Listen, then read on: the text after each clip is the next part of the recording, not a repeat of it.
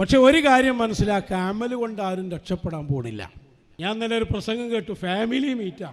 അതിൽ ആളുകളോട് പറഞ്ഞു കൊടുക്കുന്നുണ്ട്, ഒരു കൊല്ലം തന്നെ നമ്മളെ സമ്പാദ്യം എത്രയാണ്. ഒരാൾ കണക്കൂട്ടാ, ഒരു ദിവസം 17 റക്അത്ത് നിസ്കരിക്കുന്നുണ്ട് നമ്മൾ.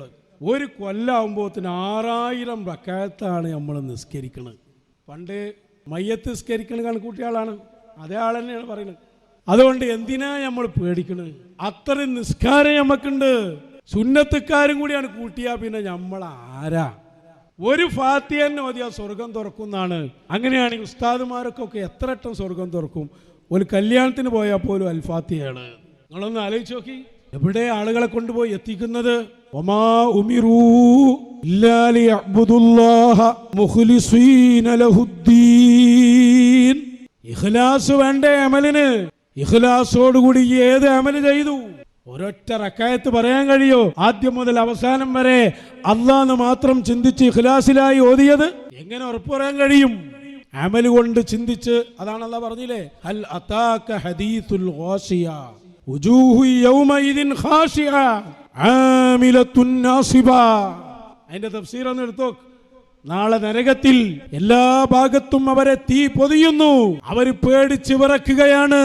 അവരവസ്ഥ എന്തായിരുന്നു? ആമിലത്തുൻ നാസിബ. ശരീരത്തെ തന്നെ വല്ലാതെ ബുദ്ധിമുട്ടിക്കുന്ന രൂപത്തിൽ അത്രയും അമൽ ചെയ്തവരായിരുന്നു അവർ.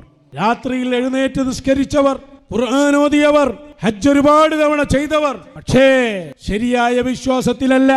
മശായിഖന്മാരുടെ പ്രത്യേകമായ നിർദ്ദേശമില്ല, അവർക്കെതിരാണ്. എന്ത് കാര്യം? നമ്മളെ പ്രതീക്ഷ ഏതാ?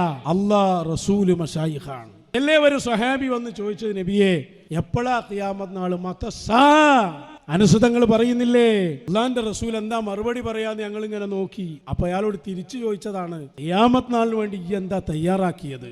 അപ്പൊ മൂവര് പറഞ്ഞത് ഒന്നുമില്ല, പക്ഷേ ഹുബ്ബുല്ലാഹി വറസൂലി, അല്ലാഹുവിനോടും റസൂലിനോടുമുള്ള ഇഷ്ടമാണ് എന്റെ സമ്പാദ്യം. അൽ മർഉ മഅ മൻ അഹ്ബബ്ത അൻത മഅ മൻ അഹ്ബബ്ത. വ്യത്യസ്ത റിപ്പോർട്ട്. നീ ആരെയാണോ മഹബത്ത് വെച്ചത്, ആ മഹബത്ത് വെച്ചവരുടെ കൂടെയാണ് നാളെ നീ ഉണ്ടാവുക എന്ന് ഹബീബ് റസൂലുള്ളാഹി. അനസ് തങ്ങൾ പറയുന്നുണ്ട്, അത്രയും വലിയ സന്തോഷം ഞങ്ങളുടെ ജീവിതത്തിൽ വേറെ ഉണ്ടായിട്ടില്ല. അത്രയും വലിയ സന്തോഷമായി പോയി. അപ്പൊ നമ്മളെ പ്രതീക്ഷ ബന്ധാണ്, മശായിഖിനോടുള്ള ബന്ധം. അവരോടുള്ള ബന്ധം നിലനിൽക്കാൻ കാവലാണ് നിസ്കാരം, നോമ്പ്. ഇതൊക്കെ കൃത്യമായി നമ്മൾ നിർവഹിക്കണം. 5 വക്ത് ഖളാ ആക്കാതെ നിസ്കരിക്കണം, സുന്നത്ത് നോമ്പെടുക്കണം. ഇതൊക്കെ പഠിപ്പിക്കുന്നതല്ലേ നമ്മളെ. അമല് കൊണ്ട് രക്ഷപ്പെടും എന്ന് വിചാരിക്കണ്ട, അത് നമ്മളെ ബാധ്യത തീർക്കാണ്. രക്ഷപ്പെടാൻ അമ്പിയാ ഔലിയാക്കൾ